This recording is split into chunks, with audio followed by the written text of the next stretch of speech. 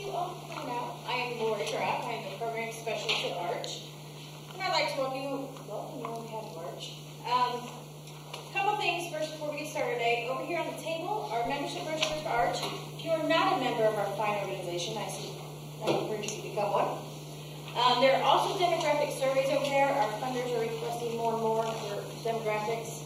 They like them. We like to get them. So if you could provide that for us, we'd be very happy about that. Let's see. Speaking of funders, today's presentation, along with all of our community education programs, are funded by the Lincoln Financial Foundation, the Wilson Foundation, the Fulmer Foundation, the English Bonner Mitchell Foundation, and the Community Foundation. Yes. Also, we have a local firm and architects that has sponsored the lecture series this year. So, today's speaker is Dr. Melissa Rinehart. That's her right there. She is a former professor at both IPFW and Miami universities. She now runs her own consulting firm. You're also at Canon? Yes. She's a noted cultural anthropologist and author with a specialization in Miami. I just killed that word, I'm sorry. She's a co-author of this fantastic book. You know it? Right there. Contested Territories, Native Americans and Non-Natives in Lower Great Lakes, 1700-1850, just published this past year. She also has numerous scholarly articles on Miami. So please welcome Dr. Melissa Rinehart.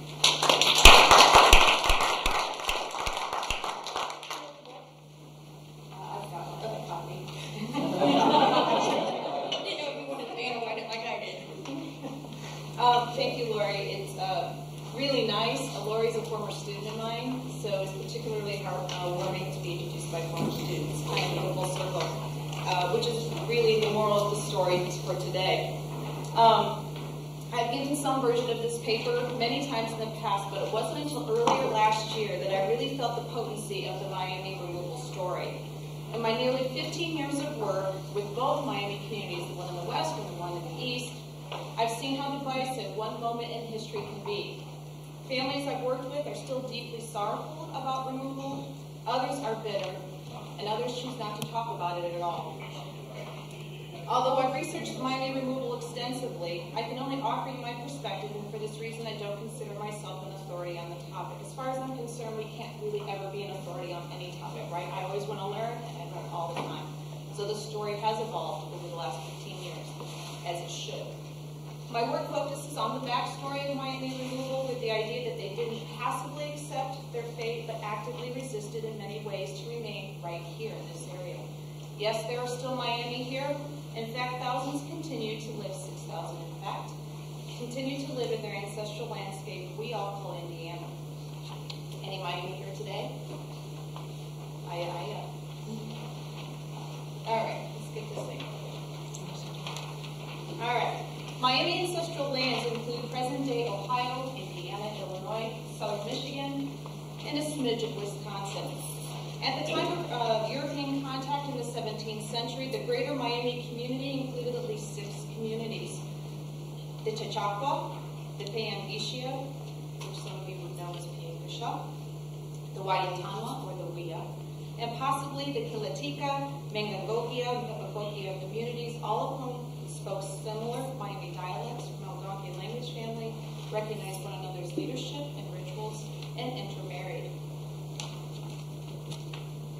Miami peoples were intrinsically linked to riverine areas, and appropriately their origin story begins with their emergence from a pool of water known as Sakiwiyongia, or the coming out place, located at the portage between 2 rivers in South Bend. So it'll be right here. This is where they emerged as a people and came to be. Soil fertility in these riverine environments was ideal for a mixed economy, including horticulture, hunting, gathering, fishing, maple tapping, and rice cultivation. Wooded areas surrounding rivers were also important, and Miami knowledge of trails throughout the region far exceeded that of newcomers. As multiple tribal members have told me, we were runners through those trails. This landscape provided history, place, and meaning to the Miami, and as such, the value of the land far exceeded its material wealth. As Darrell Baldwin, tribal member, says, quote, "From the land, our traditional beliefs and knowledge systems developed and evolved, giving meaning to our ancestors' lives. The relationships were based on mutual respect, not superiority," end quote. Of course, we know Americans looked at land differently. After the War of 1812, the Miami witnessed several removals from around them, including the Delaware Lenape from Ohio and Indiana. There were a series of removals of the Delaware people, as with the Shawnee during the late 1820s, early 1830s. The Seneca from Sandusky in 1831, the Wea or the Wyantanwa from Indiana in 1820s, and the Potawatomi from northern Indiana in 1838. This latter removal of the Potawatomi affected Miami as 800 were forcibly removed. Their journey, now referred to by historians as the Trail of Death, was stricken with much sadness, food insecurity, exposure, illness, and death. A bystander observed, quote, "Eyewitnesses in the main felt sympathetic toward those who formed the sad sight. The Indians were disarmed, and available government wagons apparently frightened the natives, and most of them preferred to walk," end quote. Tensions ran high during the post-1812 war era as theft, vandalism, and violence erupted between Miami and non-Miami. Some of the episodes included the Diamond Island tragedy of 1803, the Fall Creek tragedy of 1824, the Deer Lick Creek massacre of 1824, and the Black Hawk War of 1832, as well as others. As a result of the Black Hawk War alone, it was observed that, quote, "the whites of sparsely populated northern Indiana erected forts, while the wary Indian took to the woods to avoid reprisals," which is exactly what I would have done. Similar tragedies befell Indians and Americans in neighboring Michigan and Ohio. Thereby, rumors abounded about continued violence. In spite of these tensions, American settlement continued, albeit cautiously. At times, settlers lobbied territorial, state, and federal governments for defensive security and economic relief in the Ohio-Indiana corridor. Their efforts became more aggressive as one group petitioned Indiana state legislatures to secure more land. But to do this, you can't enact statehood unless you remove Indian peoples, or they get a separate, unique status, basically taking their identity away. Of course, legislative opinion concurred and sought the help of Congress to rid the region of what I still hear, working in Indian country, is the Indian problem. Persistent bureaucratic nudging supported the ideology that, quote, "a territory sufficient to support 1,000 Indians by hunting and fishing would furnish homes for hundreds of thousands of industrious white men," end quote. An example of a plea for Miami removal was made in 1829 to the state of Indiana to remove them in order to make internal improvements like for the Wabash Erie Canal. Political rhetoric justifying anti-Indian sentiment continued during the 1820s and 30s to make it appear as if Indians were halting American progress. You can see that with that quote. Miami dispossession of land was a slow but steady process in Indiana, wherein 4 treaties were signed between Ohio statehood in 1803 and Indiana statehood in 1816, and 6 additional treaties thereafter until removal in 1846. In spite of a shrinking landscape, the Miami continued to maintain their subsistence patterns on reserved lands as best they could. However, this new reservation system disrupted their seasonal ground significantly. Land was simply a commodity to settlers and bureaucrats alike, and in their eyes, it wasn't being used properly by Indians. Population statistics detailed on this slide, let's see if it's move forward here, demonstrates the swift current of American settlement in the post-war era in the Ohio-Indiana corridor. And you can see how the Miami population is just continuously diminishing. And that's not all necessarily by a loss of life. It is part of it. A lot of that's due to the intermarriage or people hiding their identities if they could. American expansionism was aggressive, and in this case, the ways of Miami were acknowledged in treaties were haphazard at best. At times, such as with the Treaty of 1803, the government engaged with the Miami. In Miami bands like the Ilo River, or the Canapeco-Mecwa, or the Wea, and the Pangaea individually, in other treaties was only Miami. They basically treated with whomever they wanted and gave them the label that they wanted, they meaning the government. This created political divisions within the greater community by weakening the authority of smaller communities and clan chiefs. And what this process did was also centralize power to one principal chief. And, the bulk of this story, we're going to be talking about Chief Jean-Baptiste Richardville, all right? But there never was just one chief, all right?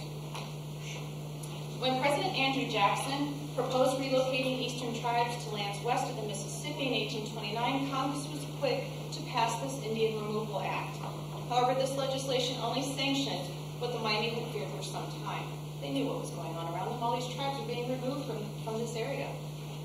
When the Miami Treaty during the 1830s, Principal Chief Richard Bill and others were very careful not to agree to any specific mention of removal. You can see the advocacy here with this quote. Vehemently oppose removal, right? From this soil and these forests we derive our subsistence, and here we will live and die. I repeat, we will not sell an inch of our lands.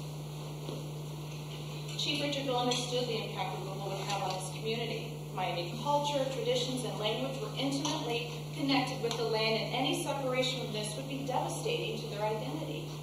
Richard Bill himself, a successful trader, recognized the monetary value of the Miami lands. It's not like they didn't understand land was being commodified, but their connection was far deeper, right? It was this reverence for the land.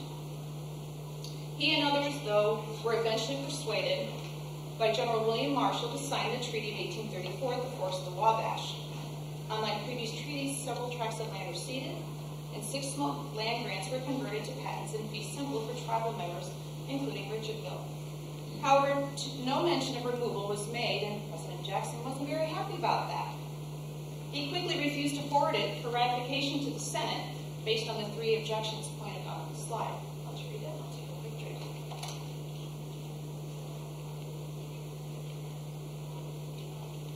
Well, the Miami weren't happy, that he wasn't happy, right? Because they knew this would lead to another round of treaty negotiations, and that's exactly what it did in 1836. Here we go again, back to the drawing board. Marshall went back to renegotiate with Miami, but was unsuccessful, as was his successor, Henry Ellsworth.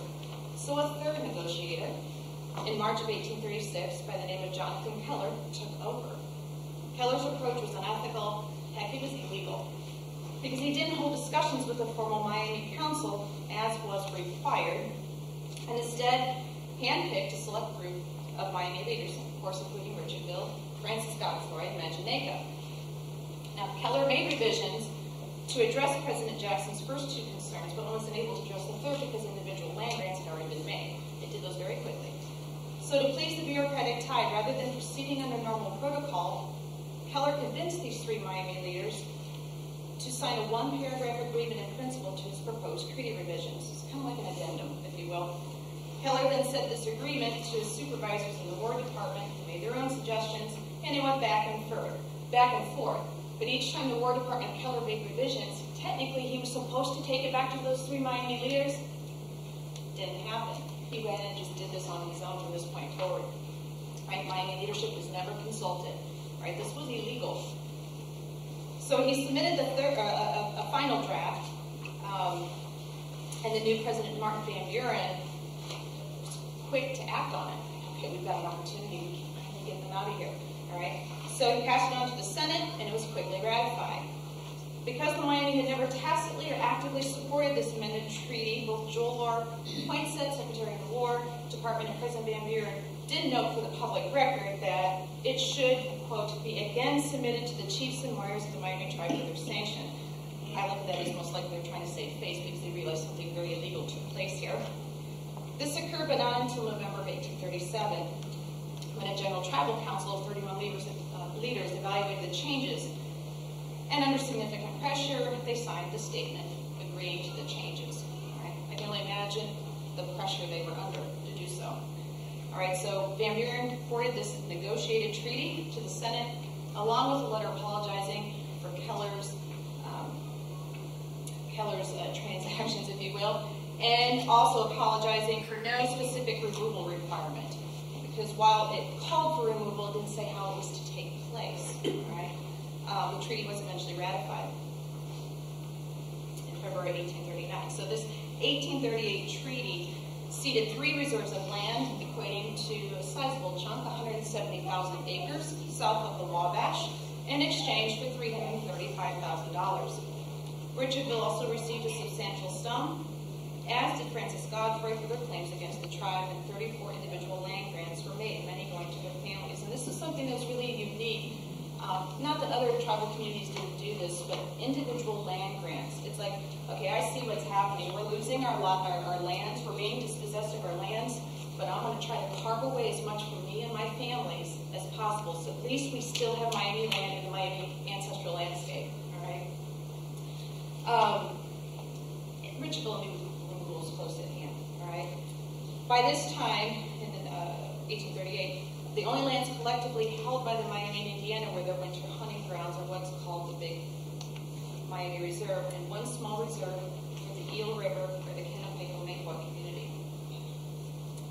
All right, so again, while the treaty called for guaranteed lands west of the Mississippi, it didn't require removal. Well, settlers weren't happy. It's like, okay, this is a necessary step, but you need to call for removal. All right? So after the 1838 treaty was ratified, a commission within the Office of Indian Affairs was established to conduct a year-long investigation on tribal debt. And it's really, and I want to talk more about this, but it's really, this begins a series of delays of stalling removal, if you will, from actually taking place. Debt was a huge problem for the Miami because of inflated pricing for goods and alcohol. Nearly half the money awarded to them in the 1838 treaty, or $150,000, was set aside for tribal debt alone. All right, so they did get a lot of money, but half of it went to tribal debt, to these traders who operated right here in Fort Wayne and elsewhere. According to Indian agent John Tipton, 7 of every 10 families in the Fort Wayne area depended on the Indian trade in 1827. And this is a quote from him. Anyone who could transport to Fort Wayne enough kegs of whiskey, blankets, shawls, and other Indian goods could set up a store. The Indian customers were plentiful, for the most part gullible. The whites who traded were a transient and rather worthless lot. In 1832, the Ewing brothers, 2 extremely unscrupulous Indian traders, made over $30,000 from the Miami and the Fort Wayne area alone. Miami reliance on trade goods led to a total debt of over $500,000. Which was alarming, given the Miami population was only 700. 700 people were $500,000 in debt. That's amazing. Even by today's standards, that's a lot of money. Merchants loved to extend credit to the Miami as long as the government continued reimbursing them through treaty annuities. I mean, it was a never-ending burden for the Miami, but obviously it was a constant stream of revenue for traders, and they liked that. Investigators for the Claims Commission found that, quote, the close proximity of the Indians with whites, such as the Ewings, coupled with federal Indian policies that allowed such economic abuses against Native peoples, dramatically altered the way of life. You can say that. Claims Commissioner Nathaniel West was horrified by the exploitative nature of the trade and reported about the Miami's demise in 1837, as you can read on the slide. And later that year, he found nothing had changed. The liquor trade in the Miami, Ohio region concerned Principal Chief Richard Bill. This is a part of the story. I always do I talk about alcohol? And I've had enough community members tell me you have to, because alcohol devastated our community. It really is an important part of the story. But it also, there's a lot of stereotypes with Indians and alcohol, so I would be very sensitive to that. But it is a part of the story. The liquor trade in the Miami, Ohio region concerned Chief Richard Bill. Many Miami were addicted, and the deleterious effects of alcohol rippled throughout the community as it disrupted family organization and strained social relations, as we see how alcoholism does today. Even Richard Bill's son-in-law and future successor, Francis LaFontaine, was a notable drinker. Also a notable eater. He was very portly. Bureaucrats, land speculators, and settlers repeatedly used overconsumption of alcohol as rationale for removing the Miami. Concerns about alcohol consumption predated Indiana statehood, though. It had been a problem here for a long time. As various local laws regulating alcohol trade with Indians were passed, traders always found loopholes, though, and if caught, were only punished with a fine. Enforcing these laws before and after Indiana statehood was difficult, and once canal work began, alcohol poured into the region, as did water. The temperance movement, under the direction of the Presbyterian Church, lobbied for increased legislation to halt what they called the halting the flow of liquor in the early 1830s, but their efforts were only marginally successful. In Peru, one missionary described temperance activities as lively, but still deemed it an intemperate community, noting, quote, Peru must be a very wicked place till these Indians are removed, end quote. One Fort Wayne physician estimated that for every 2 gallons of whiskey consumed in 1830, Only a pint was consumed 2 years later. I don't know where he got his data from. So maybe there was a marked improvement in overall alcohol consumption. All the other evidence shows that it was still a pervasive problem in this area. Local federal agents and businessmen were appalled at the Miami propensity for drinking, or so they claimed, right? This could have just been the last excuse they needed to get them removed. But anyway, Thomas Dowling was outspoken about it and wrote to the Commissioner of Indian Affairs, Thomas Crawford, about his concerns over what he called the Miami, you see that quote, the Miami's decay. 4 months later, found nothing had changed, calling their condition deplorable and beyond the reach of the demoralizing influences which surround them.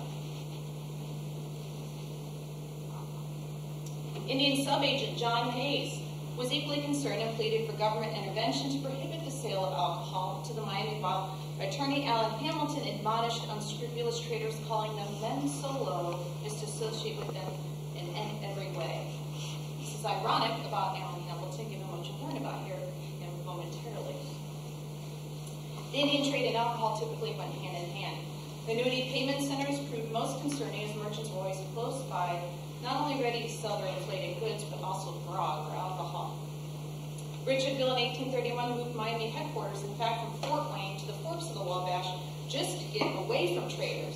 And of course, traders followed, right? Indian agent John Tipton did the same thing. He moved his trading operation from Fort Wayne to Logansport, trying to get away from these traders. And they followed. They go where the business is, right, or will be. All right, claims investigations finally ended in 1842 over debt, alcohol claims, and by September, the federal government adjusted the commissioner's reports. By this time, settler demands for Miami removal gained new momentum. They were frustrated. They were hoping if credit was stopped with these annuity payments to the Miami, it would create one of two situations. They were hoping the Miami would literally starve to death. You don't give them money, and they're relying on the trade for food, because everything had basically been hunted out and whatnot. The land was getting slowly degraded, or they were losing their land. So they either would starve to death or they'd be removed. They didn't care which, they just wanted the Indian problem to be resolved. Well, the treaty, again, of 1838 formally opened discussions for removal. It did detail how this occurred. We need another treaty. All right.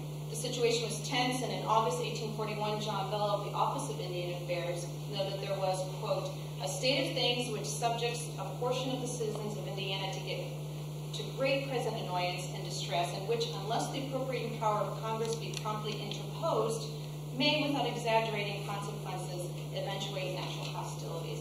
That's a really long and poetic way of saying things are getting really ugly here. Chief Richardville was approaching his 80th birthday, and in failing health. So Samuel Milroy, Indian agent, I know there's a lot of players in here, I don't expect you to memorize all these names, and personal friend of President Jackson, as well as Alan Hamilton, Richardville's attorney, preyed on Richardville's seeming vulnerability. Milroy and Hamilton requested permission from their supervisors in Washington to draft a new treaty. All right, we've got this chief, he's aging, he's sickly, let's pounce. Let's get them removed, let's get his mark on this treaty. So what they did is they didn't get permission. They unofficially brokered a treaty deal, which is really just an addendum, with Richardville specifying removal. No Miami council was ever called to discuss this. This was done one-on-one with him. Just like Keller had done 3 years before, Milroy and Hamilton ignored formal protocol, and President Van Buren urged the Senate to ratify the treaty. Again, this was illegal, right? But Van Buren saw opportunity to get this thing signed and move it through, right? By late January 1841, the Senate Committee on Indian Affairs reviewed the treaty and proposed additional amendments. They weren't happy. By February, the Senate eventually ratified it. There was a lot of lobbying going on, and this was ratified just 3 months before Richardville died in 1841. Now removal was officially sanctioned. Under the terms of the 1840 treaty, removal was to take place within 5 years. So it's not like he put his mark on this treaty and they have to leave 2 weeks later. It was 5 years they were given to remove. And under this treaty, removal expenses and subsistence measures were guaranteed for their passage. Right? They need to be fed and taken care of on their way to Kansas. Right? 511,000 acres of the winter hunting grounds of that big Miami reserve map I have on there were ceded for $500,000. But like before with the previous treaty, half that money for that land, in exchange for that land, went to tribal debt. Right? So they never made good money off these treaties for ceding their land. Right? Usually half of it went to debt immediately. So why did Richard build?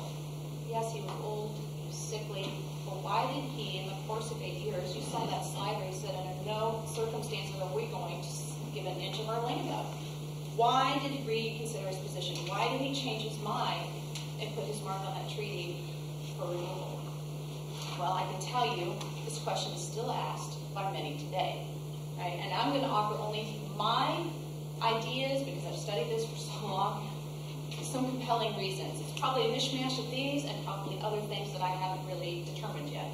Right?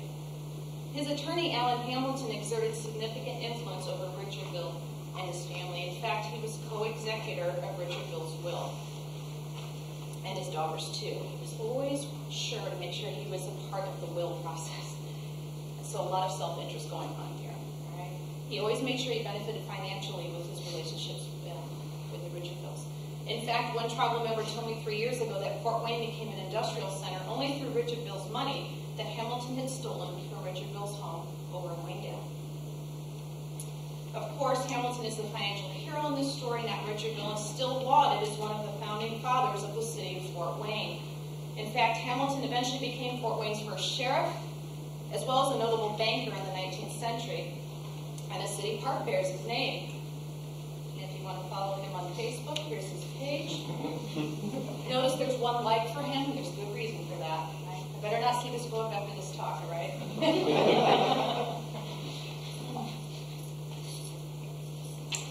Richardville, formally educated, trilingual, and literate in 2 languages.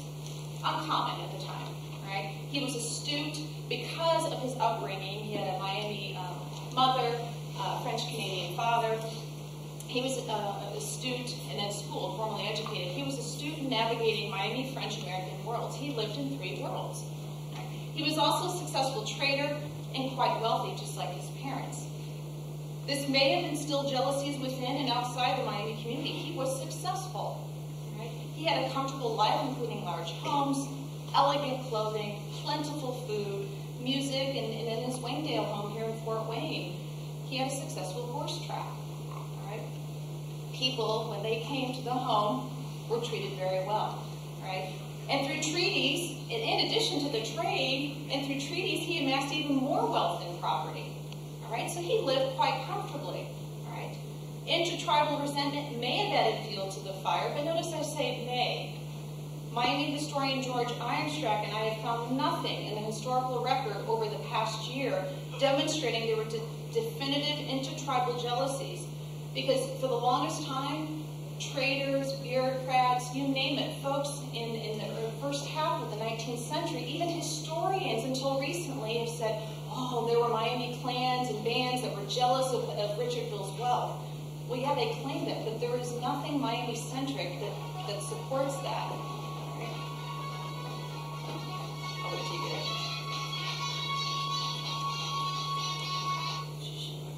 We may never know how the Miami felt precisely about Richardville, but a practice of divide and conquer had long been used by Americans and Europeans. If we can create, it's kind of like having you have a big family and stir in the pot, right? If we can stir the pot, let them take care of themselves, and we won't have to worry about them. You know, they can bring, they can lead to their own demise, if you will. And this is done through rumor and violence, right? Create dissent in Indian communities. Let them take care of themselves. Regardless, Richardville's success has enabled him to keep some land under Miami tutelage. Right? He did get land allotments through these treaties, but at least some land was still in Miami's hands, right?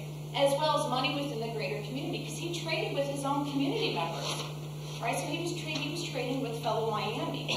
But the idea, he got more wealth, financial wealth, right? There's different kinds of wealth. But at least that money was in the Miami hands and not white traders, right? He has long been noted to be the wealthiest Indian in America. But again, wealth, we're looking at this with Eurocentric eyes, wealth in economic terms, right? Wealth is so much more than that. Richardville was a complex man, right? He refused to speak English in his latter years and wore only Miami clothing. A lot of people don't realize that.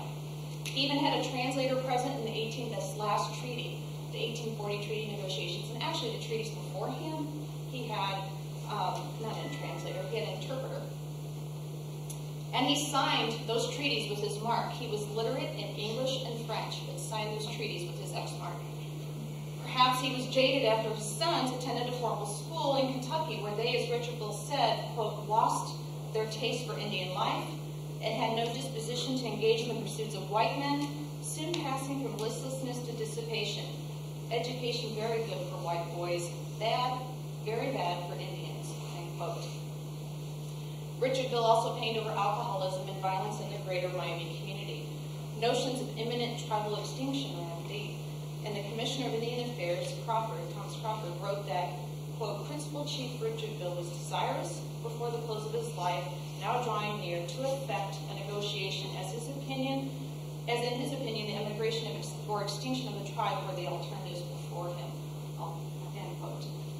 Whatever the reasons, removal was most likely not an easy decision for Richardville and so many other tribal communities east of the Mississippi to make.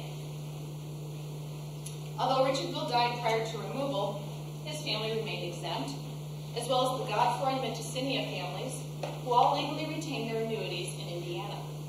Many of the legally exempt Miami were of mixed ancestry, not all, but many, were of mixed ancestry, Christians, and successful businessmen. Therefore, they avoided the accrual of significant debt like the bulk of the community had. And they also didn't have as much social stigmatization because they had mixed parentage, right? But more full-blooded traditional Miami didn't fare so well. Right? It was believed by the state legislature, quote, to disturb these men not to disturb these men in Indiana, because they can continue paying taxes on their lands.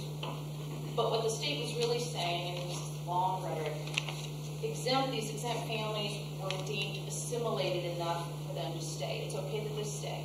Right? Another official, and this is a famous one, another official exemption for a Miami family was accomplished through a congressional appeal. Maconaquah, or Frances Slocum there in the lower left, she was a former white captive kidnapped from Pennsylvania and eventually ended up in Miami and married into the community and lived with the community for decades. She was, by all practical purposes, maybe not by blood, but culturally and linguistically, she was Miami. She petitioned the federal government for her family's exemption once her identity was confirmed. She had hidden this for decades. And it wasn't until, remember the Ewing brothers? George Ewing was on a sales call, if you will, and she decided to disclose her true identity. She knew removal was close. And she thought, if I reveal that I am really white by birth alone, maybe this will help me in my family, my village, remain. She got support of her Miami and birth families. Her birth family vied for her to come back to Pennsylvania for years. She never did. She stayed right here. She claimed to be too old to move to Kansas. That was her official reason. And that leaving the only real adult life she knew was here in Indiana as a Miami woman would cause her significant hardship. And Congress agreed. And they granted her an exception for her and 21 family members in 1845. So this is a year before removal. Ultimately, her entire village was granted exemption, bringing the total count of these individuals and their families to 154. Missionaries were conflicted about Miami removal. Quaker missionaries blamed corrupt traders for their failed attempts at conversion, and other Protestant religious leaders saw removal as a reminder of their failure to assimilate Miami. The Catholic Church was, and especially here in Fort Wayne, was far more successful, achieving many notable conversions, including the Richardvilles, and the Baptist Church had similar successes among the Wabash Valley. So they were more apprehensive, all right, the Baptist Church and the Catholic Church. You know, if their congregants leave and go to Kansas, okay, what is our church makeup going to look like? Some settlers, and that's, I don't know if any of you got the poem, but some settlers supported petitions for continued Miami exemptions. And this was a poem, I'm not going to do this now, but this is an anonymous poem sent to the Fort Wayne Times about their impending removal, and basically, this is not a good thing. These people should not be forcibly made to leave. All right, so basically there's considerable social chaos at the time. Right? You've got people who want them to stay, especially those traders who make a lot of money off of Miami. Some church officials, and you've got others who want them to go, and they want them to go yesterday. Right? Tensions rose during the winter of 1846. After all, it was beyond the 5-year window. Right? 1840, they had 5 years to remove. It's 1846, 6 years. Hello, why are they still here? Right? As far as a lot of people are concerned. Many on both sides feared a violent outbreak. There's going to be bloodshed if something doesn't happen here. Right? Alexis Coquillard, you know, especially for those traders that were lobbying to keep them in Miami and Indiana, because every time a trader lobbied to keep them here, it delayed removal. Well, it's kind of a love-hate relationship between the Miami and the traders, right? They're indebted to these traders, but the traders are kind of acting on their behalf to keep them here, you know. So anyway, this was annoying. This was annoying to the government. This was annoying to their removal contractor, Alexis Coquillard. So he suggested to the Secretary of War, let's cut off the Miami annuity payments, and we will only start giving them money again after they remove. All right. So basically, he's suggesting let's cut those purse strings, and then we'll kick back up. We'll just start back up in Kansas. All right. But then traders claimed Coquillard's doing this out of self-interest. He's doing this to buy himself enough time to learn the nature of the trade, because there was money to be made off of Indians. All right. So he too can reap the financial rewards all these traders were.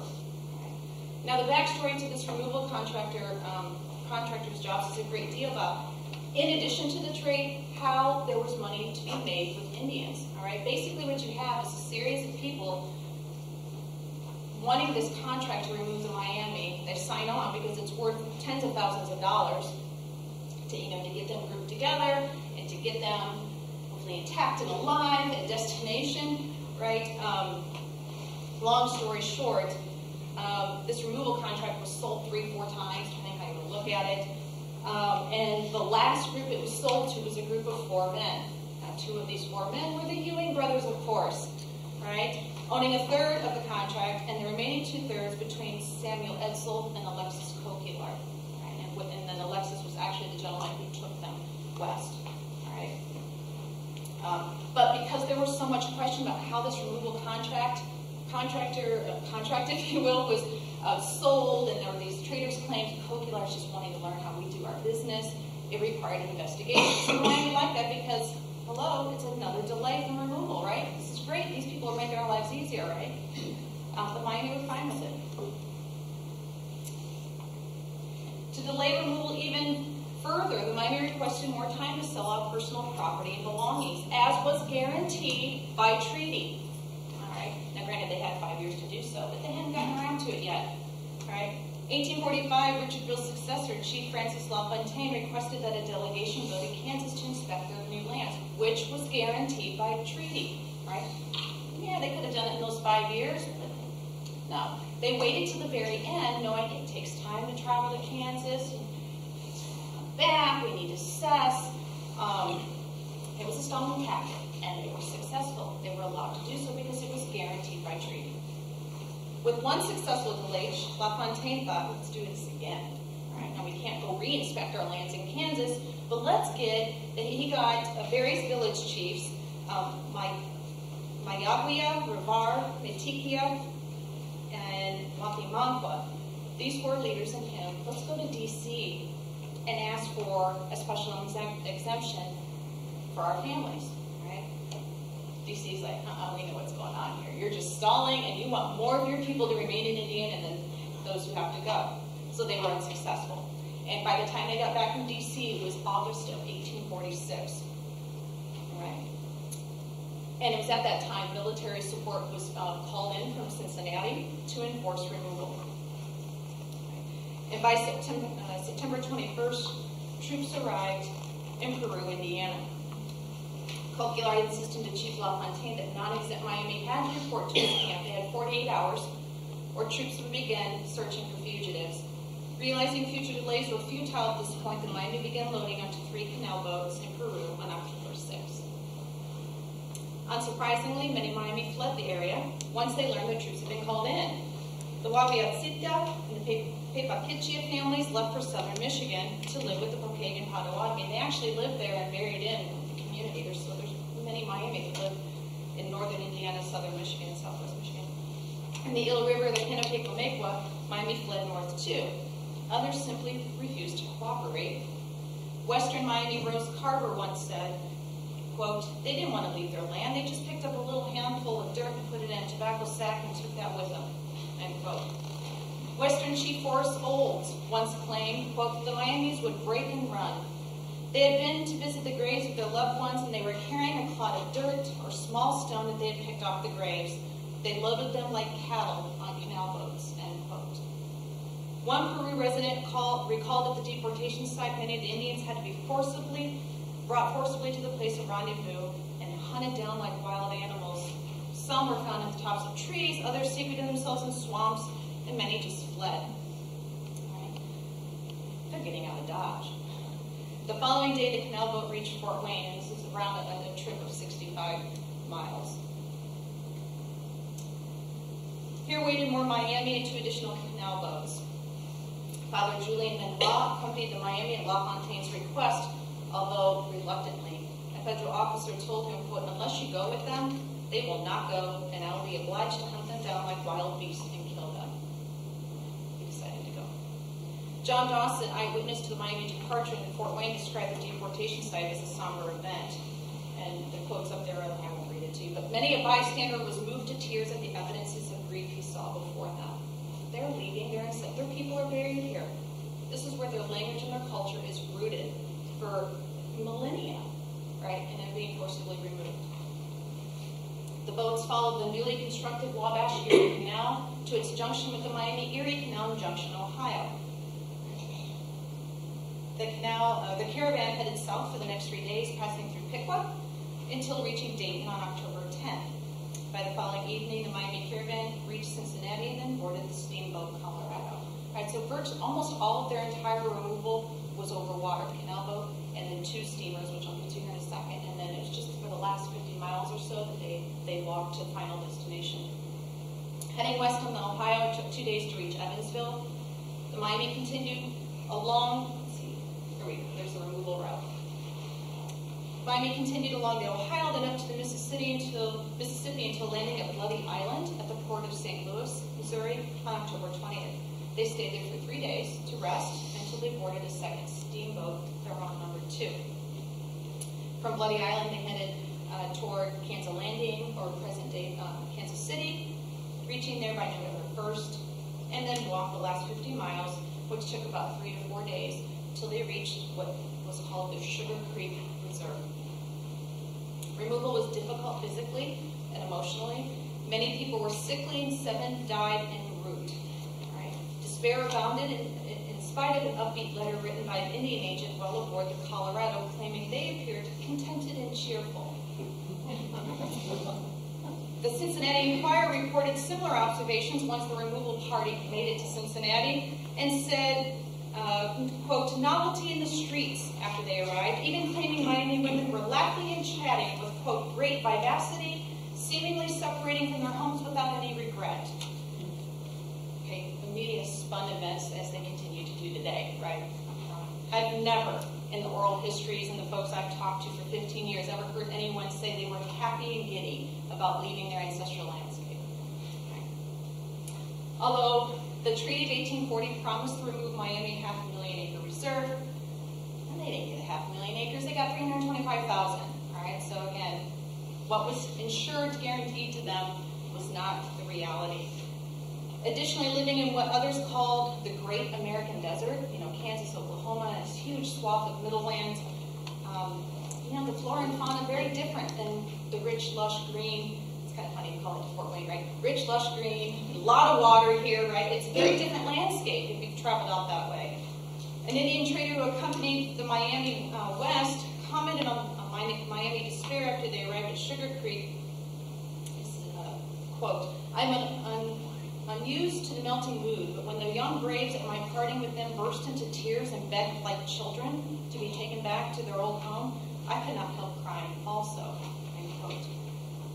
A group of Miami leaders, including Chief LaFontaine, wrote to President Polk about their disappointments with their new Kansas lands, and it's a really long letter, but this is just the introduction of this letter. Quick drink.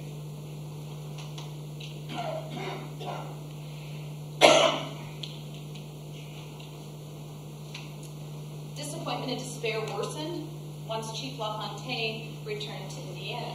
Now, since he was a member of the Richardville clan, he was exempt from removal. He told the community, of course I'm going to go west with you, and I'm going to live there for a few months, but I am exempt, and I can come back legally to Indiana. So not only were they just, they just left their ancestral landscape, and now they're in a landscape that's so different, no real connection with the land, and now our leader's leaving us, right? So he headed back in April of 1847, along with 4 other leaders. Actually, those 4 leaders who went to D.C. to try to secure their own exemptions, however, unsuccessfully. Right? Well, on the return trip home, they stopped in Lafayette, Indiana, and he died. All right? And there was significant debate on his death, even about his death, even accusations of witchcraft. But the 4 leaders, Maedwia, Rabar, Mitikia, and Wapimanqua, they were busily submitting their petition for exemption from permanent removal because while they weren't successful in D.C., they crafted something really, really unusual. They had previously negotiated a unique agreement with an Indian agent, no representative from D.C., for their assistance in removing the Miami West. They said, we'll help our people move west, only if you let us to come back temporarily to Indiana for the fall harvest. And then once we harvest our goods, if you will, then we'll relinquish our lands and then we'll go back to Kansas. Yeah, right. And that's exactly, they knew what they were doing, right? That's why they were not hapless victims. And anyway, they did harvest their crops, but while they were doing that, they submitted a petition for official exemption from removal. And this took a long time to do. This took 1.5 years. But they eventually ensured the support of the Indiana State Legislature, and then finally the government conceded that they and their families couldn't forcibly be removed to Kansas. But the government said, all right, we'll agree to this, but we're not going to pay you your annuities anymore if you stay. Again, the Indiana State Legislature advocated for them and reminded Congress that they were paying taxes on lands they retained through treaties, which is problematic in itself. Commissioner of Indian Affairs William Medill was concerned that permitting more exemptions would cause dissent among those removed, and that other in Miami would try the same, eventually being this to be a domino effect. Medill was concerned that, quote, the remaining of those permitted to do so operates injuriously upon those who have been removed. They naturally prefer their old homes and think it unjust that while they were compelled to remove, others were permitted to remain. To permit more would only foster continued discontent and lead to expectations that others will be permitted to return and remain.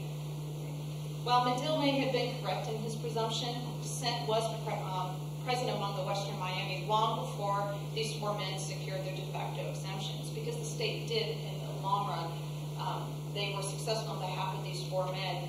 They endorsed the petition, and the state did this because it broke up the power base. If we keep these 4 leaders here, if we allow them to stay and maintain their lands, then they won't go out west. Because they're trying to take the power away from these people, right? Let's keep these leaders here, then they're all together in Oklahoma, because things were crazy out west, right? And 2, they were deemed assimilated enough to remain. So let's just keep them here. All right, so finally everyone, and then let them be productive Indiana citizens, so they were allowed to remain.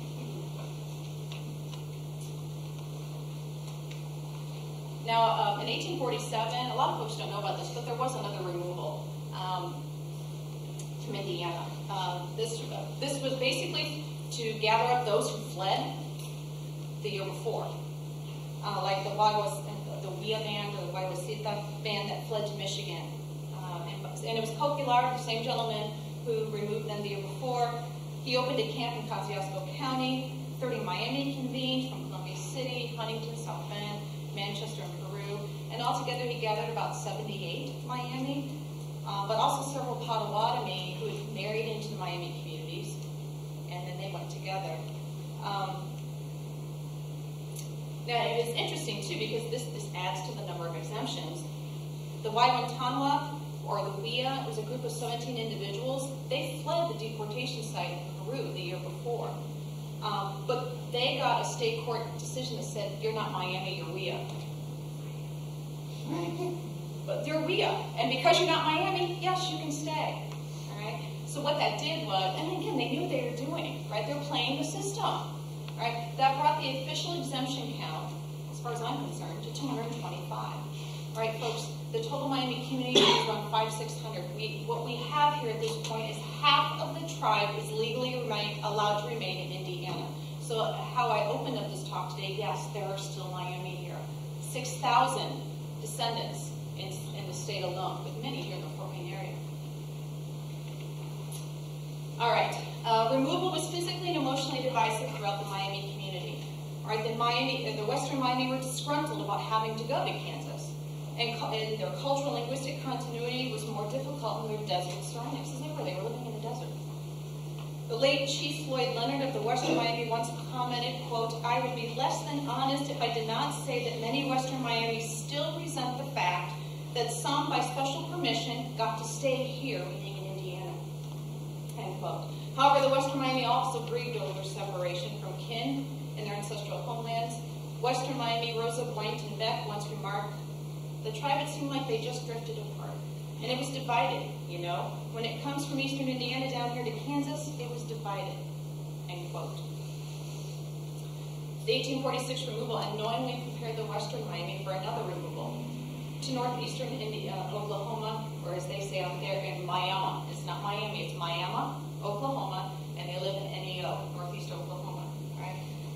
Their final removal took place in 1873, so Kansas wasn't, but there's still Miami in Kansas, but that wasn't their ultimate destination out west. Right? A Western Miami elder once described this final removal as, quote, "They shipped them like cattle. From Kansas up here, just like cattle in cattle cars. It was terrible," end quote.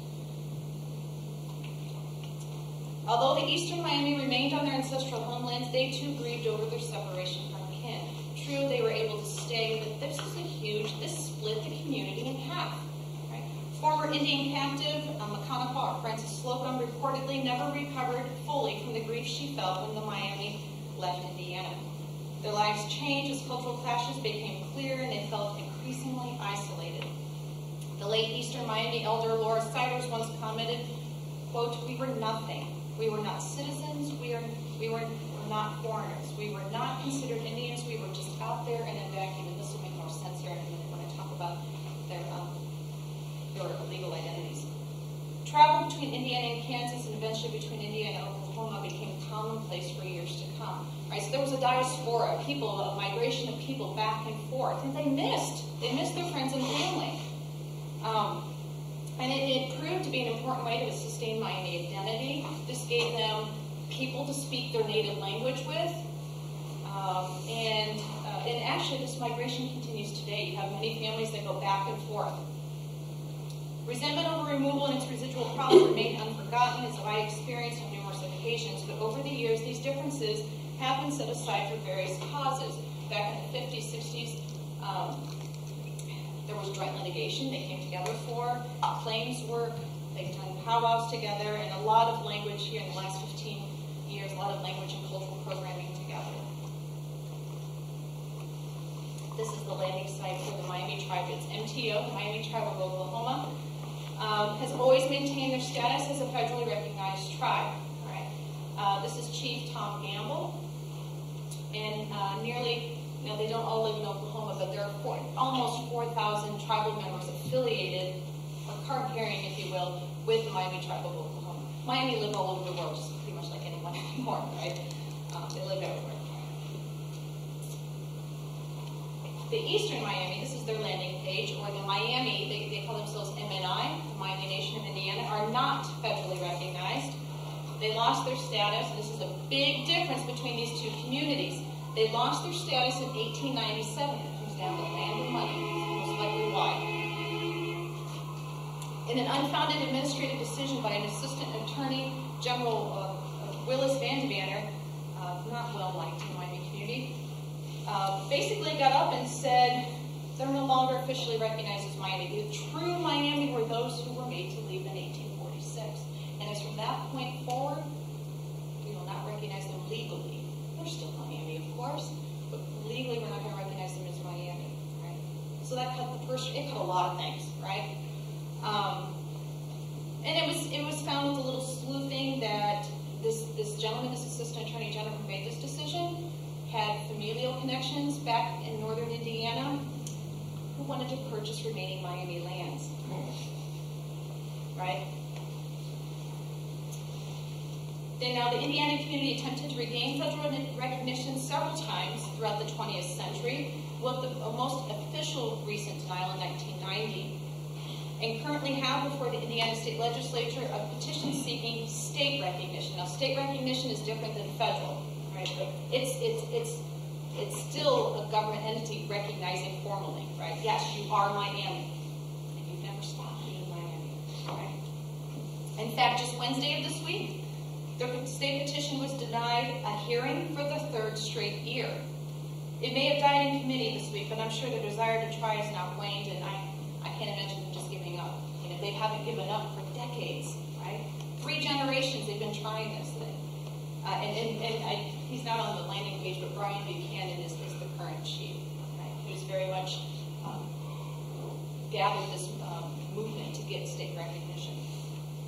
All right. So while the Miami, summation here. While the Miami were ultimately unsuccessful from avoiding removal, they established the terms. It wasn't Big Brother, right?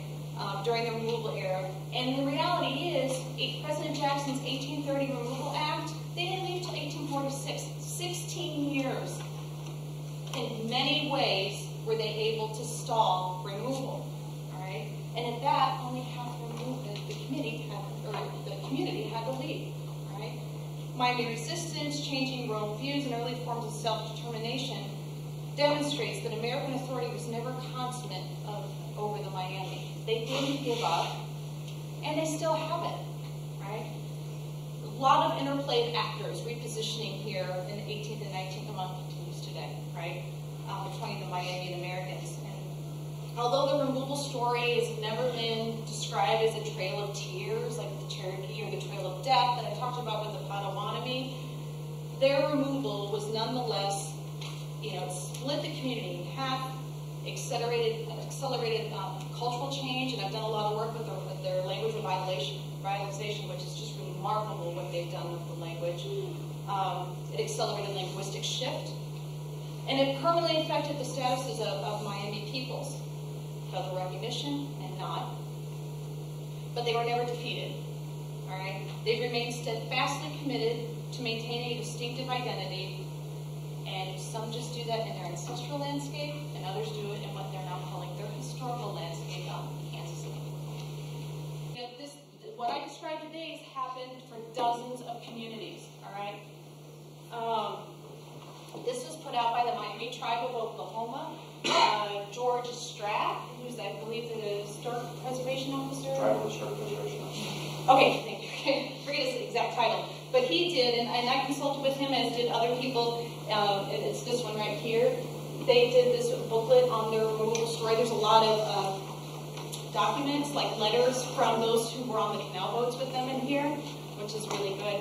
This is actually accessible and it's free online. All right, with the miamiaproject.org, and I can give that to you after if you want. And what got me started in this whole removal story, and I do have several copies of it if you want it, it was a journal article I did with one of my former professors years ago on, looking at removal and who were the actors and what was going on. If you want to know more. And there are 2 other books, too, that are done on the Miami history, Bert Anson's book, and then Stuart Rayford.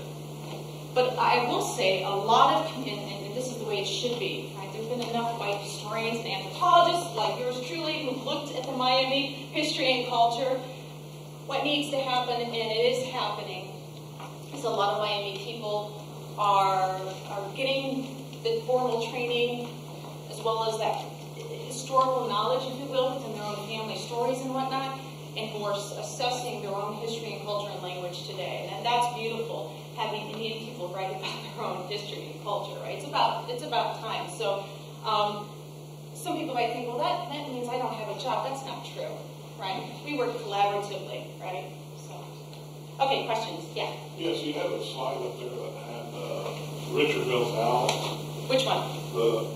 The Fort Wayne. The Fort Wayne, yeah. And the Huntington Forks of Law. And it's probably more the LaFontaine House we were talking about before the talk, but they're all related, right? Yeah. Well, how do you know that Richardville didn't build that house? The wooden Which one? structure at Forest of Walnut. Well, we were talking about this before the talk. This gentleman, I forget your first name, I'm sorry. Craig, that's Craig. Craig has looked at the LaFontaine letters and the Roche papers, John Roche papers, and basically discerned. You want to tell your partner? I couldn't find anybody who regarded that as LaFontaine's house who hadn't talked to Luke here. That was the bottom line. Probably the best source is Thad Butler. He was a Wabash newspaper man who did the 1880 federal census. And a series of columns resulted from that. One of them is the best physical description of the compound of the Forks. And he says that, this was the site later occupied by the farm of Chief Alfontaine. And for that matter, there's his youngest daughter, Archangel, who lived till 1925, and always said that was her father's house, built in 1844. I believe there was another house too outside of Peru. I think a private. I think it's someone's private. Yeah. Yeah. And I don't have a picture. I don't want to stand in the front It's on a piece of ground Richardville owned, But that was the Joseph Richardville house. Yeah, That was his son. See if what you I built think, that, but I it's think. quite the architectural innovator. Where did Richardville live then when he moved his business from Fort Wayne in 1831 to Wabash? Well, he had another home there. I don't know if it's the same or if he lived with family. I don't know if there was another home that we don't know about, but there was a lot of travel. I mean, this was, from what I've seen in historical record, this was his home because he was connected to the church here. And there's a lot with Julian Benoit I didn't talk about, but he was really firmly rooted in the Fort Wayne area. Of course, it became LaFontaine's house when Richardville died in 1841. Okay. It could have, some people have said that there was another house that was torn down. That's why I said there probably was another house. Built in 1844. Yeah. That's why I said there, yeah. But I looked at some of the plaster, the plaster, and it appears to be bits on them rather than kind of circulars on them. I don't have that experience. Importance. That's neat. Did you want to add something? Yeah. Charlene Whitman, who's a descendant of the LaFontaine family. I thought I recognized you. No, I'm not Charlene Whitman. but I spoke to Charlene Whitman during the process of doing the NHL nomination with Mike for the Chihuahua house. And even growing up, and she grew up in that house, the family knew it was not Richardville's house. They knew it was LaFontaine's house, and that the Richardville house, family understood to have actually been a smaller structure that was in the compound and had gotten torn down, possibly as late as the 1980s because it wasn't being identified as his house anymore. But he only used it when he was trading there, so it wasn't a permanent residence. Wait, and Len says that. even more broadly, I mean, beyond this is, I've taught higher ed for years, and I always encourage my students. The historical record is so problematic. That's why I go to the oral histories, and then others can say, well, people misremember things. Okay, right? It's going to be problematic in how you look at it, But I think what I want you guys to leave here with today is that this wasn't a passive, okay, we'll just leave. No, count of them. 6,000 descendants today, right here, right? Should always question history, always. Yeah. If I understand Rayford's book, the Indiana Miami never did have federal recognition. Well, they did. They were recognized as Miami until he made that decision near the end of the 19th century. So they had legal status? Yes, they had legal status. I had a question about Sure. why do you suppose, and this is just going to be conviction. Thank you for coming, everyone. But why do you suppose Richardville, if he was literate in 2 languages, signed a treaty with President? I think he was making a statement. I'm Miami. When it comes right down to it, I am Miami, and that's how I identify. It's also a political statement. It's a personal choice.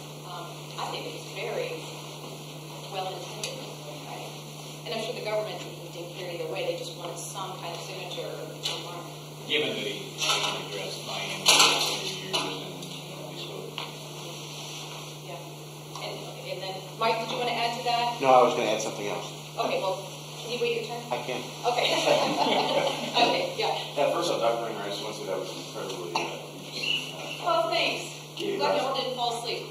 Second, I want to know about the Miami of Oklahoma who are federally recognized. How do they view the Miami of Indiana, and specifically their position to become federally recognized? Because I can see where they would support him on one hand, saying, well, we really are all Miami, but at the same time, they could say, well, you know, we kind of paid the burden for being really Miami, being forced to be removed, whereas the folks who stayed use their position, their wealth, their connections to stay. I'm going to answer it this way. You know, as an anthropologist, and I'm not Miami, you know, I've hung around Miami people a long time, but I'm not Miami. I've worked in both communities, and it's politically, you know, it is what it is. There are two communities. And being the outsider, asking very personal questions, it's been difficult. And I'd be lying if I said there weren't times I was doing field work that I left crying. Because it's like, this person told me this about this person in this community, and it was just like, oh my gosh. Everyone was like, you know, it's very, very difficult. I will say I have to be very respectful of what people have shared with me. I'll say that there are folks who in the West that I've spoken with, including leadership, that have said, I wish them well. I hope they do get recognition. You know, and there's been those moments where I'm like, well, why aren't you helping? But, you know, it's never just this or that, right? Again, history's murky. You know, and as an anthropologist, nothing's ever black and white. I live in the gray, I work in the gray, and I get that. You know, and having, you know, I was told early on, and see, I just don't know what to say about this. In the beginning, when I first started working with both communities, I was told by folks in both communities, Melissa, they know you're from Indiana, and when I was in Oklahoma, you're here, you're from Indiana, from Fort Wayne. And you're asking us, our community out here, very personal questions. People might think you're sweating. And then I heard that here too. When I go to the Miami language camps a few years ago, took my daughter, just left, took my daughters, you know, go do field work. We know you were in Oklahoma this summer. Yeah, it's made it very, very difficult, right? I don't think I want to say anything else. Yeah, Mike. I'm going to amplify a little bit on what you said, and that is probably one of the most tragic legacies of this forced migration, is that the community has had a degree of historic sundering. And so as the Miami move forward, both in Indiana and Oklahoma, one of the things that I think almost everybody wants is that sundering becomes less of a problem as they move forward. So, and I just wanted to add something to your economics, because I like numbers. And I don't. I love numbers. One of the things we've done a little research on current currency evaluations versus historic currency evaluations. Oh, yeah. So if you look at some of those numbers that Dr. Rinehart presented about what the traders in northern Indiana were making on a yearly basis from the Miami treaties, why don't you multiply those numbers by about 25 to 27? So when somebody talks about making $30,000 in a single year from the Miami, that's more like making $750,000 in today's money. To put it into scale of exactly how much money was being passed. Yeah, the Ewing brothers, you know, a friend of mine, Danny Tittman, my Miami friends here probably know who I'm talking about. I think one of her children, you know, Tittman families are very large, right? Very proud Catholic families. I think one of her children dated a Ewing, a descendant of a Ewing. And she's like, you do understand here that we, yeah. But, you know, and two, you know, and I find this question very problematic, you know, in teaching Native American history and culture and stuff like that for years, students be like, why can't they just get over it? Why can't people, removal happening, Cherokee Trail of Tears, I always teach that one, but I teach the Miami removal too. Why can't they just get over it? They're living in the past. Well, unless you've walked that path and have reaped the generational repercussions of that, you can't even begin to understand why that question is ridiculous, right? I haven't walked that path. I've studied the heck out of it, but I'll never know what it's like to have my identity split, right, by the powers that be. I'm presuming most of you are from this area, been in this area. Well, do you remember when the Rinehart lock was discovered, just rediscovered, right, out in New Haven a few years ago? You know, that's the canal that the Miami caravan went through, right?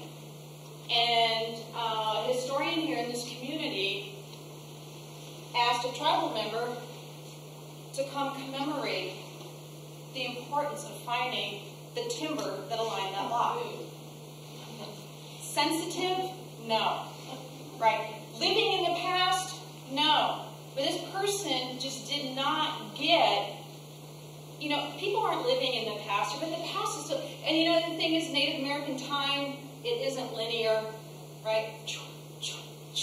And it's so hard. That happened 160 some years ago.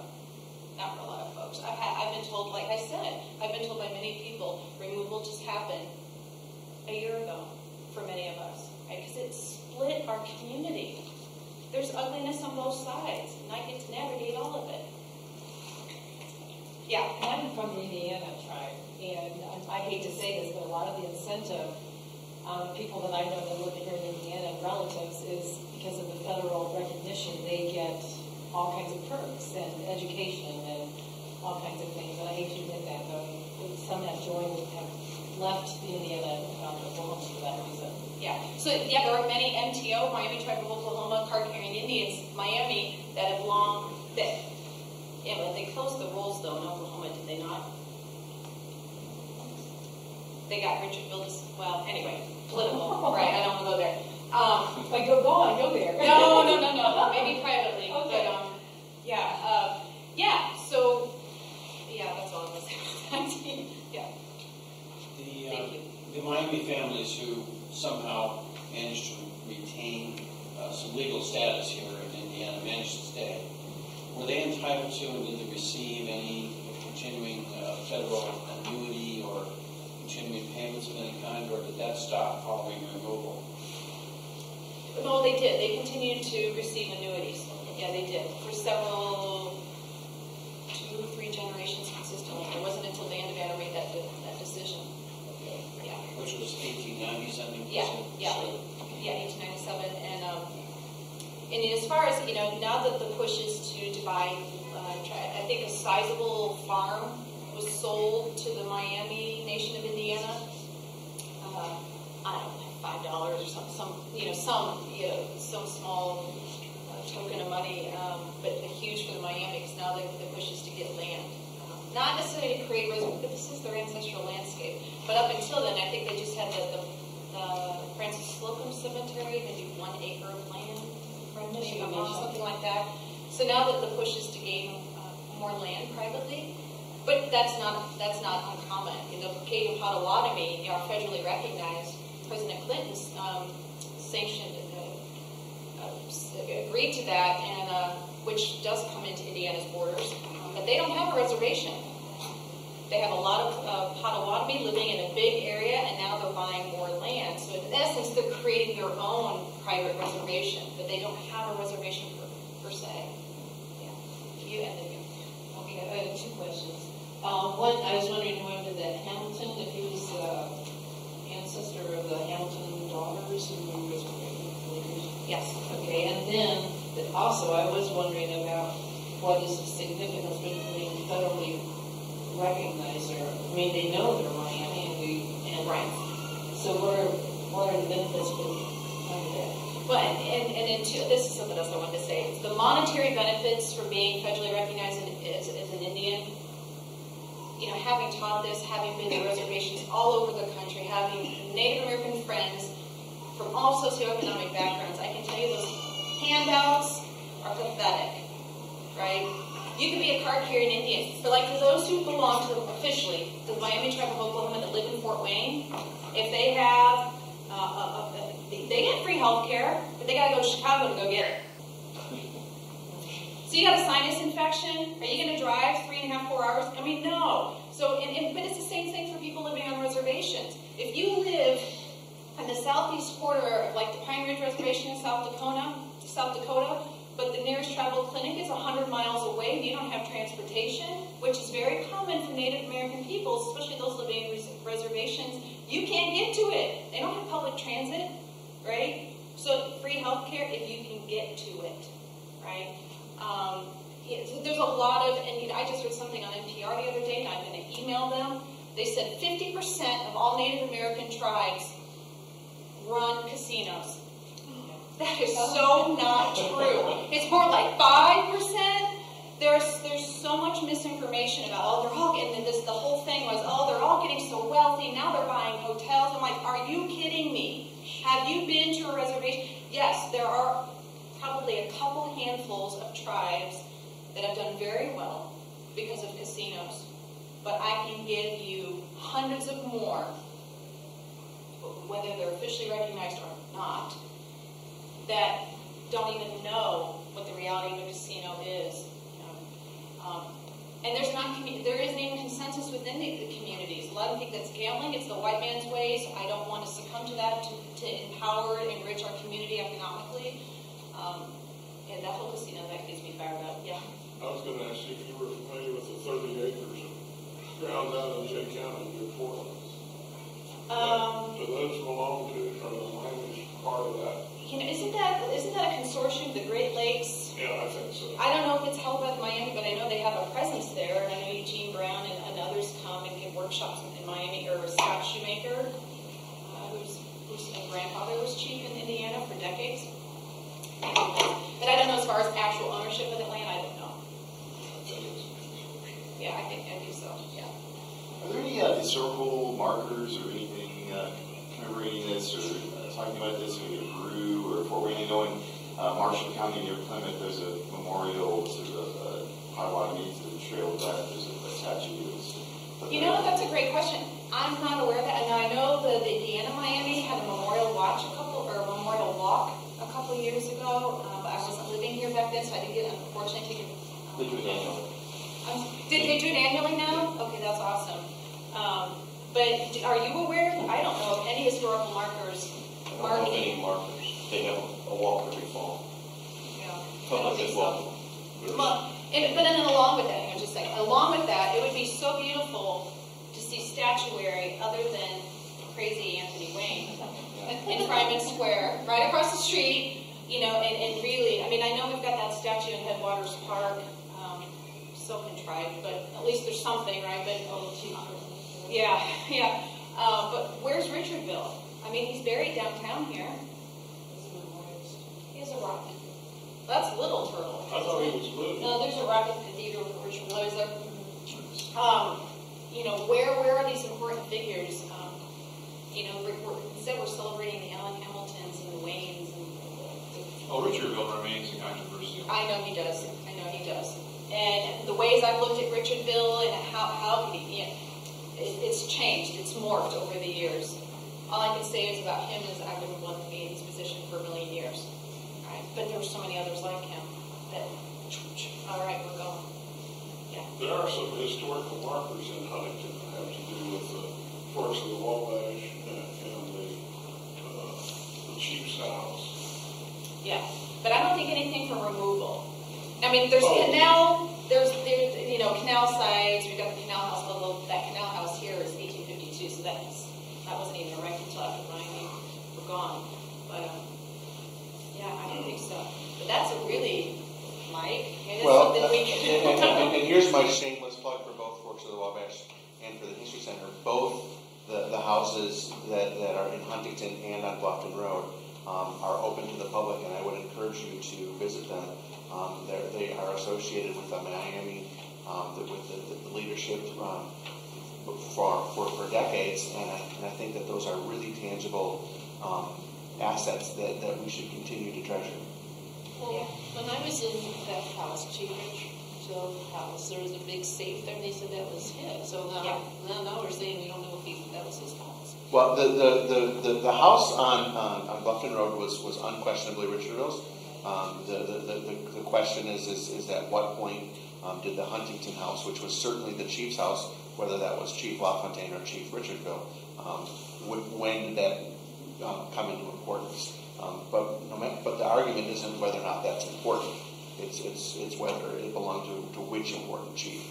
So. And it's that safe that I was told, I didn't add this to the story, but that supposedly Alan Hamilton broke into, took the money out of that safe, and then turned Fort Wayne into a city.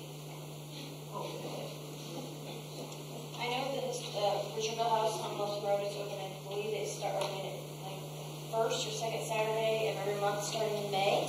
It's called the History Center, and I don't understand why that is not a part of every school's curriculum to go see this home. I mean, I don't know, Mike, correct me if I'm wrong, but I've always been told it's the oldest Native American dwelling in its original location east of the Mississippi. Am I off base? That's what we believe as well. Without studying every single building in the eastern United States, we can claim that and we can say that it's supposed that, but without looking at the title deed for every single, what you know and what you can prove are two different things legally. Right. It gets murky. And really, it's just like the Huntington home. Do we really, as far as I'm concerned, it's just like I gave this talk in Ohio, or a shortened version of this talk. Thank you for coming, everyone. In Ohio, and they wanted to know about the Miami removal from Ohio.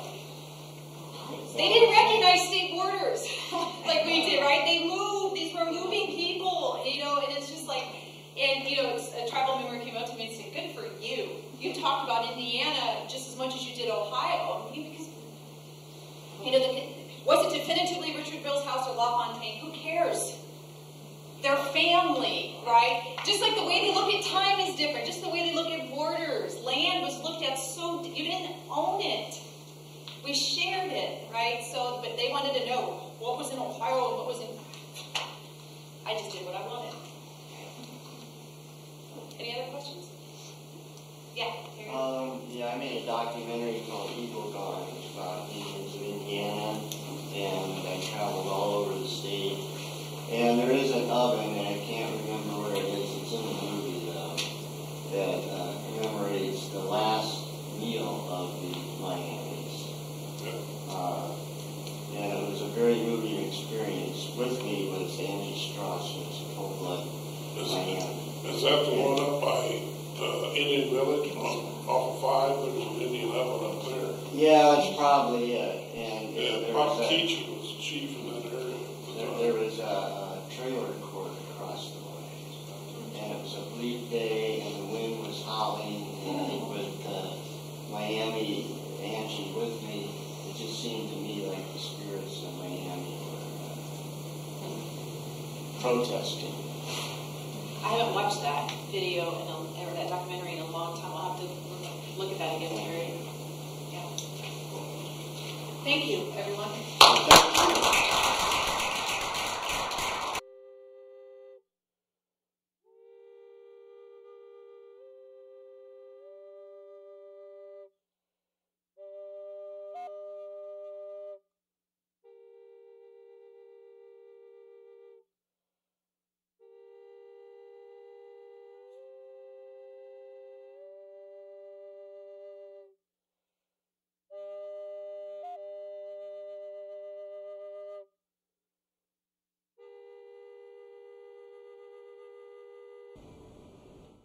I'm with Melissa Rinehart, who just gave an excellent lecture on the removal of the Miamis, and it was full of fact but also passion, because you obviously are a champion of justice, really, and this is a horrible injustice. Economic justice, social justice, political justice. Yes, you're right, Terry. It's a shameful legacy of this part of Fort Wayne, really, and the name. I've written letters about the name Fort Wayne. I'm not a fan of Anthony Wayne. I was glad to hear you say crazy. Well, Mad Anthony Wayne, right? Yes, absolutely. And like I encouraged everyone today is, always question your sources, always question history and authority therein. I'm doing things differently now than I did 10 years ago as an anthropologist and as an ethnohistorian. Always question, always ask, and because we we need to understand how this area was truly the truer history. We need to ask the peoples and their descendants who were affected by this, by colonialism, because it really continues today, especially with the status of the Miami Nation of Indiana. What happened so long ago still affects peoples today. And it's not people living in the past, like I said in the presentation, it's people living in the present who are still affected by the past. When so many of the white majority are disconnected for various reasons from their past, we have peoples who have lived here for potentially thousands of years that are still connected. And still, history wreaks havoc. And that's what I try to get people connected to. Yeah, and the legacy is not just of the grief of the Miamis, but the value system that removed them is still in place. Absolutely. Absolutely. The lies and the spin, as you quoted some newspapers saying, "Oh, they were happy. They weren't. Right. They weren't sad. They had to leave their land." Right. Absolutely. And even like I called out to the recent state petition or petition for state recognition that was essentially just tabled this past Wednesday. Why isn't that getting support? And like Chief Buchanan was quoted as saying in the media a couple days ago. We have a lot of place names, we have a lot of businesses, we have a lot of rivers and counties, you name it, cities, towns, municipalities named after our people, but yet we failed to get some kind of governmental recognition that we are a Mia people. And people need to question, why is that the case? What is the, there's always talks of casinos, and that showed up in the media this week too. Well, if we give them state recognition, people need to do their homework. As a state recognized tribe, gaming is not even really a reality. But anyway, it's about informing. Well, even when I did Eagle Gun, the main concern of the Miami tribe of Indiana was to get federal recognition. Now it's 20 years later, and it's still the main concern. It's not their fault. The government just won't listen to them. And I think that's pathetic, really. Well, I think it comes down to numbers. There's 6,000 tribal members, and at the time of the last petition, I think there was around 5,000. That's a lot of people to add to the federal registry. If we recognize these folks, then that's more people we need to, there's more people we need to provide benefits for. It comes down to a numbers game, because there were many communities back in the late 80s and 90s that received federal recognition where the criteria they have to meet to become federally recognized weren't met. But it's because their tribes were only 100 or 200 people strong, instead of 5,000. You can do the numbers there. So it'll be interesting to see. I'm hopeful that will happen for them. And as I've heard from many community members here in Indiana, that not looking for the benefits.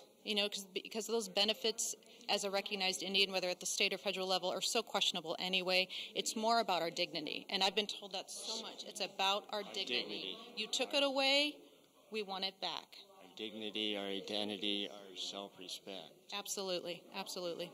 Which every human being on the planet wants. Right.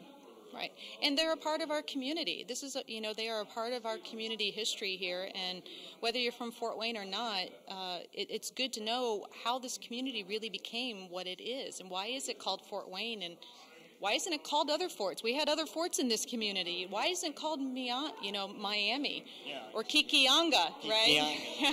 Well, that was the settlement name when Anthony Wayne came here. The Miamis were the biggest tribe, but there were also other tribes in the area. Sure. Yeah, and communities, tribal communities, and again, tribal is a political label, right? I try to say community more than anything. Native American communities were moving people. It's not that they didn't set up shop, so to speak, and call this place home. This was recognized as home, but they moved with the seasonal round, as I called it. If berries come in at this time of the year, we're going to move to where there's a berry stand, because we can guarantee, and we're going to hunt deer in the fall, Peoples were moving. They were intermarrying with Ojibwe peoples, Potawatomi peoples, Shawnee. It was never just Miami only. or Shawnee over here or Potawatomi over there. These people, they didn't recognize the borders like we do today, right? So it wasn't just this, again, like I said in the presentation, it's the gray. It was never just this or that. It was always in the gray. And that's where I live and work. Well, just to end on a personal note for Sure. you, as an anthropologist, you have such sensitivity for the people that you're working with. You don't just see them as objects to study, Right. and here's a number here, but they're human beings. That's what I got from from your speech. Thank you, and I can't say that for my predecessors. And anthropology, American anthropology, was built on the backs of Native Americans, and there was significant exploitation by anthropologists. And I know folks who continue to do that today. I just choose not to work in that way. And my story is important as theirs. This is a part of a greater human narrative, and I just choose to work in a way that it's about collaboration. I step back when I'm asked to or when I feel like I need to. And like I said in the presentation, I'm really glad to see more Miami scholars coming in. I've learned so much in the 10, 15 years I've been working with these communities from them, from self or trained people within the community. And I think we need a lot more of that in Indian country. Instead of outsiders like myself, no matter how well intended. But I'm glad you picked up on that, Terry. That makes me feel very good. I know that anthropologists have a bad name with Native Americans, and I wanted to make the point to our audience that not all anthropologists are that way. Thank you. Melissa Rinehart is a major exception. Thank you. Thank you, Terry. I appreciate it.